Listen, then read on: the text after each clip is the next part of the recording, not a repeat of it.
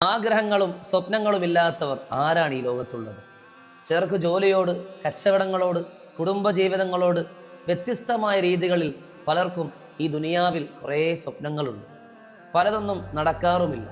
വെറുതെ ആഗ്രഹിച്ചിങ്ങനെ പോകുന്നു എന്നല്ലാതെ സാക്ഷാത്കരിക്കാതെ മനസ്സിൽ മൂടപ്പെട്ട എത്രയോ സ്വപ്നങ്ങളുണ്ട്. എൻ്റെ പ്രിയമുള്ളവരോട് സ്നേഹത്തോടു കൂടി ഞാൻ പറയുന്നു, ഒരു പരിശുദ്ധമായ ദിക്ർ നമുക്കൊന്ന് പഠിക്കാം.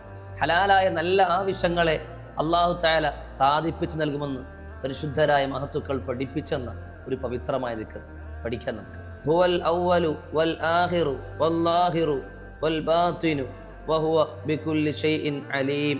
2 റക്അത്ത് നിസ്കരിച്ച ശേഷം 145 പ്രാവശ്യം ഈ ദിക്റിനെ ചൊല്ലി അള്ളാഹുവിനോട് ഹലാലായ ആവശ്യങ്ങൾ ചോദിച്ചാൽ അള്ളാഹു സുബ്ഹാനഹു വ തആല സാധിപ്പിച്ചു നൽകുമെന്ന് മഹത്തുക്കൾ രേഖപ്പെടുത്തിയതല്ലേ. നമുക്ക് ഈമാനോടുകൂടി റബ്ബിനോട് ചോദിക്കാം. അള്ളാഹു നമ്മുടെ ഹലാലായ മുറാദുൽ ഹാസിലാക്കി തരട്ടെ. ആമീൻ.